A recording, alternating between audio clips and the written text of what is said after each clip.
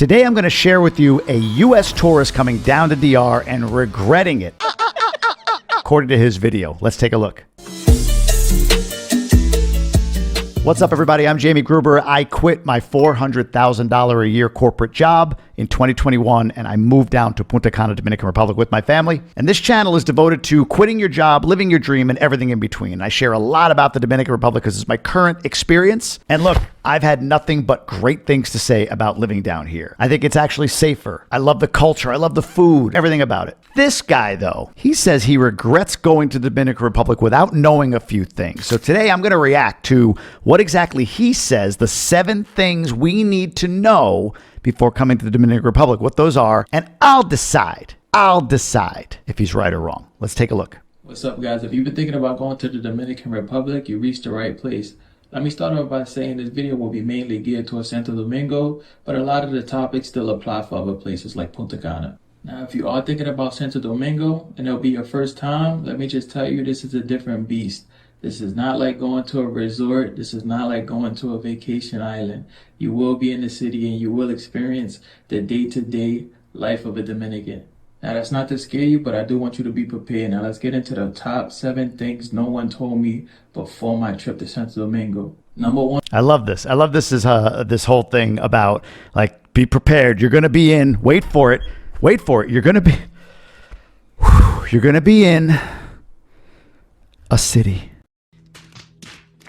On the list is Uber. Let me tell you, I don't care where you live. I don't care where you take an Uber at. Uber in the Dominican Republic is a whole nother game. These drivers basically have made their own rules. They don't play fair. Now let me explain a little bit. When you get off that plane in Santo Domingo, it's not the normal process. Normally you get off the plane, you order your Uber, they pick you up and drop you off at your hotel. Don't expect this experience. More than likely you're going to order your Uber and you're going to receive a message. Now that message is going to say, Buenos dias. Whoa. The message. Buenos dias. Buenas tardes. Buenas noches. Or whatever time of day it is. Now, this is because it is now time to engage in a bidding war. So just prepare yourself for that. 9 times out of 10, they're going to ask you where you're going. And they're going to ask you if you could pay cash. That is just basic Santo Domingo Uber culture. Now, of course, this depends. You may get somebody who just comes and just straight up picks you up. But in my experience, that rarely happens. I'm almost always talking to these drivers and always negotiating prices and pretty much always trying not to get beat over the head for prices. Now, this completely goes against Uber rules and everything Uber stands for. But again, we are in the Dominican Republic. And this is not to make it seem like everyone in the Dominican Republic is trying to scam you, even the taxi drivers.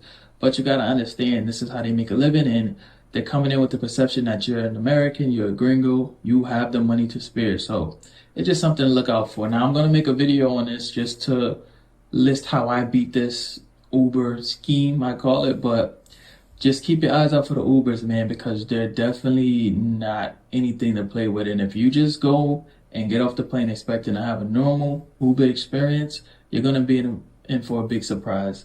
All right, look, here's my take on this. Does this happen? Yes. However, it's not what I would say, like, it's going to happen every time. It never doesn't happen. Like, I've taken hundreds of Ubers in Santo Domingo, in Punta Cana, in different parts of the country. And one time, for me, it's happened, and it actually was here in Punta Cana. And so the guy messages me and he says, "Hey, can you pay cash instead?" And I was like, yeah, that's fine. And that was it. Now, if I couldn't pay cash, maybe he wouldn't accept my ride. I don't know. But I just paid him cash and I went to my destination and that was the end of it. So it can happen, sure. But to make it sound like, and again, he kind of like, he went there and then he backed away, which I appreciated. It was like, I mean, this is the Dominican Republic. I hate that shit. I hate the implication that it's like, I mean, it is like this lawless, terrible place. No, and he backed it off a bit, and I appreciate that he's like, well, not to say that that's what it's all about or whatever, but you kind of implied it, buddy.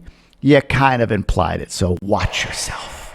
Now, I could literally talk for days about my Uber experiences. I have stories literally for a lifetime, but we're going to keep it going. So, next on my list is Santo Domingo is loud. Now, look, I lived in a big city. I was born and raised in New York City. New York City is loud. But for this small country, let me tell you, they pack a big punch. It's the capital, and they know how to party, and they don't stop. It is loud, loud. Everything is loud. People on the streets talk loud. People talk on the phone loud. It's honking, it's traffic, it's a city. So it's something for you to be prepared for. I know a lot of people go on vacation and they want to be fully relaxed, and that exists in Santo Domingo too. But there's two sides to it. So if you come to the big city in Dominican Republic, just be ready for that because it will be waiting for you. And it's absolutely something you should be prepared for because you just don't want to take it the wrong way. Somebody may be talking to you and it may take you by surprise how loud they're talking to you. You might even feel like they're yelling at you, but literally it's in the culture. I remember being with friends out there, and at first I didn't understand why they were yelling on the phone. It sounds like it was an aggressive conversation just to find out they were talking to their brother or cousin or somebody in their family, and it wasn't an aggressive conversation at all. It was literally just family talk. So Now, this is true. It's loud here. It is. People talk loud. They're on the phone like this. I can't even understand. It's going so fast. The Spanish I do understand. It goes so fast. That's all I hear. But they're literally shouting. They don't do this. They do this, and then they listen, and this, and then listen. It's hilarious to me. That's how you know. That's how you know if you're dealing with a true Dominican or with a tourist. Tourist talks like this. Dominican talks like that. That's the way it goes. So it is loud. And being in Santo Domingo, it's a loud city. I was filming a video there on the street, and I couldn't, through a mic and everything, the audio wasn't good there. I had to duck into a parking garage because the city is loud and bustling. I don't know. I mean, I've lived in Boston. I've been to New York plenty. I grew up outside of the city. Is it louder? I don't know. What I will tell you is the music in cars, like the giant speaker on wheels that some of these folks have down here, that's loud. And people do talk loud, no doubt about it. So, all right, it's fine. I don't know if it means you regret going there without knowing that. It's not as if you, I don't ever remember coming down here and be like, oh my God, so uncomfortable because of how loud people were. But to each their own. culturally, Santo Domingo is a loud place. I won't put it on the whole Dominican Republic, but I would say Santo Domingo. No, it's the whole Dominican Republic. People are loud. It is just ingrained in the culture out there. People talk loud and it may seem a little aggressive, but it's all in good spirit. So the next thing on the list is taxes. Let me tell you, this one almost knocked me off my feet the first time I went to the Dominican Republic. Oh my goodness, I was in shock. We almost got into so many fights that first trip because we literally thought we were getting scammed because these taxes were outrageous. Only to find out a couple trips later that these taxes are completely legit and are standard practice in the Dominican Republic and in Santo Domingo. So basically, when you get your receipt, there's going to be something on there that says ITBIS. It's the eat piece. It's the eat piece. 18%. 18% is the sales tax. If some would argue it's not technically a sales tax, it's a sales tax, and it's on all goods. Anything you purchase, 18%. You can get around it if you go to a local bodega or something like that, but if you're paying cash, but anything you do has an 18% sales tax on it. I tell people this. I tell people there's some expense down here. And you're going to say, what in the world is ITBIS? Because it's 18%, no questions. And when I seen ITBIT, I was going to do something to it because I couldn't believe my eyes. Any service or good that you buy, you're going to pay that 18%. Now, I know some of you guys are like, oh, okay, 18%, that's steep, but, that's not that bad. And I don't know why you took it so serious. No, that was the first line of taxes. It was more. So in addition to 18%, there's a second line of taxes. That's another 10%. And again, that's just standard practice in the Dominican Republic. I can only imagine that, we know there's a large part of the economy over there that's made up of, services and goods. So I guess they need to make their money that way. But there's an additional 10% tax. So in total, you're going to be paying 28%. Now, this is true in certain situations. Let's clarify this. If you're at a restaurant, a hotel, a bar, like a service thing like that, then yes, the extra 10%, it's actually a service charge. It's not a tax. So the 18% is essentially sales tax. 10% at restaurants, bars, hotels, is the service charge. Technically, that 10% is to be allocated to pay the staff, like a tip, if you will. However, most people here report that the business owners don't actually pay that out. So I don't know. Some people will say, I wonder in the comment what your experience has been with that. If you've had any down here, do business owners actually pay it out or do they not? Look, it's not up to you, in my opinion, as the consumer to have to make up for the bad practices or the bad laws, but this is considered like the tip by some people. Some say, well, I know that tip doesn't go to the servicer, to the servers or the waiters or whatever, so I'm going to go ahead and give 10, or I'm going to give 10% on top of, so it adds up to 20. Some people pay a full 20% on top of the 28% that they're paying. Really up to you what you want to do, but that's what it is. 18% is sales tax, 10% is technically for the service charge, for the servers or the employees that get tip wages. For services. And that does not include the tip. Short story time just to... So again, technically, that is the tip. Technically. Somebody can dispute me if you want. Drop it in the comments. But technically, the 10% is the tip, is the service charge is supposed to be given to the workers at the restaurant or at the bar or whatever. But remember, you won't see this if you buy like a piece of furniture or whatever. You'll only see this on services. Explain the seriousness of this. We went to a restaurant in Boca Chica, and if you don't know what Boca Chica is, check out my video because I got a video on Boca Chica. But we went to a restaurant in Boca Chica, and in Boca Chica, we sat at this restaurant table, we ate, we had a good time, and we got a bill, and it had this it bit. And literally, I argued this man down for like 30 minutes, and he would not budge, and he kept telling me that's the sales tax in the Dominican Republic. And you know, I even threatened to call the cops on this man, and he told me go get him because I'm not trying to teach you, this is literally the sales tax. And he was legit. So as you imagine, you may go out, you know, and this is for bottle service, this is for restaurants, this is for bars. You may go out and you expecting to pay $100, add 28% of that, that's $28 more that you got to put in the pot. So it's just something to be aware of. I know a lot of... Okay. Let's talk about the dramatic nature of this particular person doing this video. Earlier it was, I have Uber stories for days in the Dominican Republic. Like I Uber sometimes 3 times a week. I don't have stories for the next 3 minutes, unfortunately. Like, Uber, cool, see ya. I don't know, 5-star or 120 pesos for a tip. Like that's my Uber stories for days. But the other part is this 18%. Like, dude, Google, rather than arguing for 30 minutes and then threatening to call the police over a legitimate tax, how about you just Google? You do it like this. Does the Dominican Republic charge an 18% sales tax? And it would tell you, let's do it. Let's see what happens when I Google it. Does the Dominican Republic charge an 18% sales tax? And it says, value add tax. Tax on the transfer of industrialized goods and services of VAT applied to industrialized goods and services at a rate of 18%, with exemptions established by law to certain goods and services. So he could ask about the exemptions or do a further Google search, but to argue with a waiter over the fact that he's charging 18% because you're supposed to, that's the government imposed sales tax, little dramatic. That's just balling, so it doesn't apply to you. Just let it fly. Staying on that. I'm balling, I guess.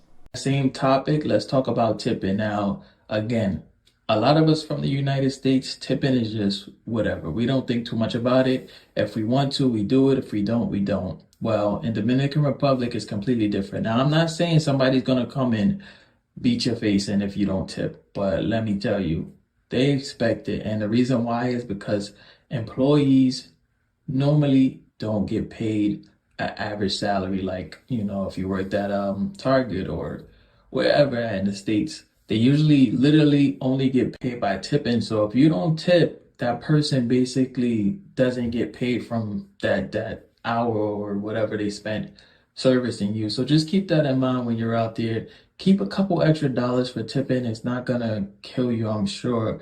I know a lot of us don't tip because we just don't know. I know I was like that. I was just like, you know, I don't have to tip. And it's just common American culture that we don't think about tipping, because even our servers at Red Lobster or wherever they're serving at, they get some type of base salary. Now, anything after that, we kind of say your only tip is to get a new job. But it is really messed up to just not tip at all. and it's something even I had to work on. So just keep that in mind. You know, when the waiter gives you a dirty look, when you just walk out thinking they're getting an average salary or average wage, they're really not, and you're really, almost cheating them in a way. So just keep an eye out for that. Next is safe. All right, this is a great one. I want to talk about this for a second. Here's my take on tipping. If the person does a good job, they deserve the tip. If they didn't, they don't. And here's why I mean that. People are going to be like, oh, they don't make enough money. I get it. But at the end of the day, these are all human beings down here. And I think it's patronizing to think like, Poor individual living in DR, it's okay that they treated me like crap. I'm still going to give them money because, oh, poor them. no, there are people down here that do an amazing job. And in fact, I've never not tipped, to be clear. Like, I've never had service so bad that I wouldn't tip. But honestly, that's the decision point to make on this is if it's if it's like truly bad service, they're just derelict, then, then don't tip them. You don't have to tip them. But tip people for sure if they're doing a good job. We do that. We have a range of tip, great job, whatever. We kind of feel it out, if you will. But on the resorts, I think the point he's making here is really clear. People go to resorts not expecting to tip, and I think you should take out. I did a video on Instagram on this. I can link it down below. But you should take out like $100 or more in singles and bring it with you to tip people throughout the week that are at the resorts. Like, they don't make a ton. He's right. They are doing a great job. I mean, I've rarely found somebody at a resort that's not doing a great job. And the dirty looks, like the people who give dirty looks are the ones that I consider not tipping. Not because they gave me a dirty look at the end for too little of a tip. I've never had that happen. But that person has had a dirty look the entire time, right? So look, you're in the service industry. I understand you're not making a lot of money, but tipping should be the same as you do it anywhere. Treat people the same way you would. They don't patronize people. If they do a great job, give them a hell of a tip. If they don't do a great job, give them a less of a tip. If they're like truly bad and just ignoring you, don't tip them. Everywhere in life is a meritocracy. That's my take on it. So with merit, you should get paid well. Without, you shouldn't. Period. Safety. A lot of people ask me, is the Dominican Republic safe? I see a lot of your videos and it looks dangerous. Yes and no. Of course, you want to be as cautious as possible. You don't want to just be out there doing things that don't make sense, things that you wouldn't even do around your own neighborhood. You want to be Like cockfighting. walking around with a steady head. You want to be alert. You want to be taking the precautions necessary. Now, will somebody literally walk up to you and jack you in the middle of broad daylight? I highly doubt it. Nighttime, you want to take the normal precautions. You want to be walking with friends. If you're with friends, you want to be walking in areas that you know. But you definitely don't want to be out inebriated, walking around by yourself in neighborhoods that you've never been to. That's just not smart anywhere. So I would say the Dominican Did you hear that? It's not smart anywhere. I did a whole video on this on safety. It's safer in DR than it is in the US. And that's the fight I always get from people. It's like, Yeah, but you got to be careful if you're out walking around at night. well, yeah, I would give that advice to anybody walking around at night anywhere, especially walking alone anywhere. And he said it. If I don't know a neighborhood, why would I walk around that neighborhood drunk at night? It just doesn't make any sense. So I love that he said that. I love that he made that distinction. That's really advice anywhere. So just keep that in mind. Dominican Republic, in my opinion, as long as it's in areas that you know and that you're with somebody, it's very safe. Don't walk outside the tourist areas if you don't know anybody outside the tourist areas. Dominicans are very nice. They're very friendly. They're very helpful. They'll give you the best service they could give you, and they don't look to hurt you or beat you up, or they want you to come back to your country. Really, they want you to come back safe. They want you to have a great time, come back safe, so you come back again, and they can earn more money. So they don't want to ruin the tourist experience, because the tourist economy in DR is the majority of the economy. So nobody's walking around trying to really hurt people that they don't know. But again, there are people who would take advantage, abusadoras, that if they see you, if they see you in a vulnerable position, they will take advantage of it. So just don't put yourself in a vulnerable position. But 9 times out of 10, 9.5 times out of 10, you can walk literally by yourself around the whole Santo Domingo, as long as you're not going, on the outskirts or anything. I'm talking about the main areas, downtown, La Zona Colonial, Boca Chica, places like that. Daytime, you're fine. Next is Plus, oh, I love it says expensive. I can't wait to hear what he says about that. Plus, it's not just that they want tourists to come back and they understand the economy. They're just good people. They're just good people. People here want to just do what we all do. They want to go to work. They want to go home. They want to have a beer, be with their kids, hang out, play some baseball or dominoes or whatever it might be. That's all people want to do here. So the idea that there's all these people down here, like, I can't wait to take advantage. What he's talking about being taken advantage of is being people call it the gringo tax. So if I'm coming down and you can tell I don't have, in Spanish, I don't have a native accent or I'm speaking English, yeah, the cost of the item goes from $5 to $15, just like that. And you just have to be aware of that being local, and you can negotiate that down. Or you just pay it. It's at the end of the day, it's not, you're not gonna be buying so many of these things that aren't like in a store with a price tag or at a restaurant with a menu. Like the gringo tax applies to like that thing you're buying or going to the massage parlor without, or the salon without prices posted. Yeah, you'll be gringo taxed there, sure, but is what it is. But aside from that, people here just want to leave each other alone, go to work and do their thing. That's the majority, just like anywhere. Prices. Now, there was one time where it rang true. I'm not gonna lie, it rang true that, oh my goodness, the Dominican Republic is so cheap. I think that was true at one time. I've been God, where's the video? I'm gonna tag the video at the end where I talk about the cost of living down here, and all you people telling me that I'm Wrong, and that, oh, you can live for way less or whatever. I believe every one of those people commenting, it's one of a few things. They're either not living here right now, and they're taking the word of somebody that lives here that's talking about like, oh, it's only this, but they're not. They're talking about one or two items a month they have to pay for. Not everything. Electricity is expensive in a lot of the country. Rent is not what it used to be. It's more. Cost of food is more. It's expensive, and I'm not excited about it because it's a good thing. I'm excited about him saying this because a lot of people that want to move back here, that have roots in the Dominican, they want to come back after living in the States for 20 years or 30 years. They still think that it's $1,000 or $2,000 a month expense line. Can you? Sure. But that's not likely the way you want to live down here. Prices here have normalized, if you will. You can find cheap. It takes a lot of effort to find cheap. It's expensive. I can't wait to hear what else he says. It's not now. It's not now. I don't know what type of inflation is going on in DR, but you will get hit with some heavy prices. And now this is where I go into my folks who want to go to Punta Cana and the resorts. So let me tell you, a lot of the resorts in Punta Cana, in areas like this, they will get their money's worth. Of course, they're going to hit you with those taxes I told you, but then they have a bunch of things just to, rake in the American dollars. So you're going to get hit with high restaurant fees. A lot of them like being very isolated, so you got to use the hotel restaurant. I went to a hotel one time in Punta Cana. I think it was the W. I'm almost 100% sure it was the W. I don't know that we have a W here. I'll have to look that up. I think there was one proposed, but I could be wrong. Maybe there is a W. And they don't let Uber in. This is a fact. The only thing worse than dealing with Uber is not being able to use Uber. This is different now. I've actually sent Ubers to resorts. This video is about 10 months old as I record this. I've sent Ubers to resorts to pick up friends and have not had an issue. They do have to send like a little bit of information back and forth, but it has worked. So whatever that means to you. You literally had to take their shuttle to leave the hotel. Can you believe that? This is the type of stuff that can happen even in the nicer areas of the Dominican Republic. So just to keep that in mind, bring a good amount of money. I know in my Medellin video, I said, hey, yeah, don't bring money. Bring money. Because I think some people may bring less money because they've heard the notion that, oh my goodness, Dominican Republic is so cheap. And it's really not. It's really not. Medellin is cheap. We went there as a family just for a trip. It's really quick to go there. It's like 2-hour flight, $200 round trip for each of us. But Medellin's cheap. DR is not. DR.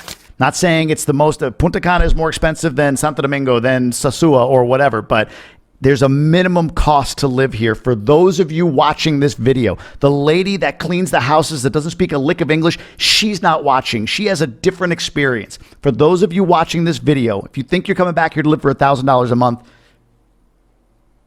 it's really not. You could. I agree with this guy. With some hefty prices, so just keep your eyes open for that and come prepared.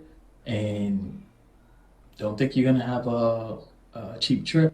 All right, guys, and our last one is credit cards and debit cards. Now, hand in hand to the point I just said, you know, you may run out of cash and you may be thinking, oh, well, I'm just going to use my credit card or debit card.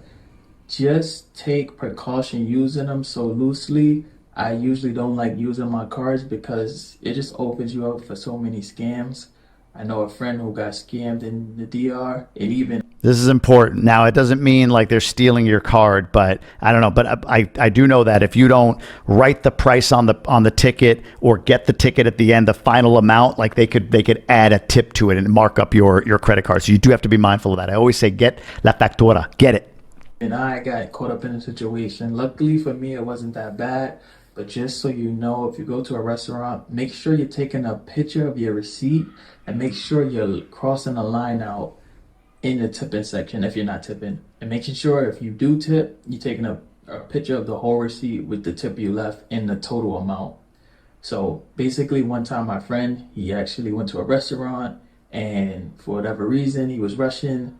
He didn't tip on the actual receipt. He just put his, $50, total $50. In the US, that's fine because the total is there.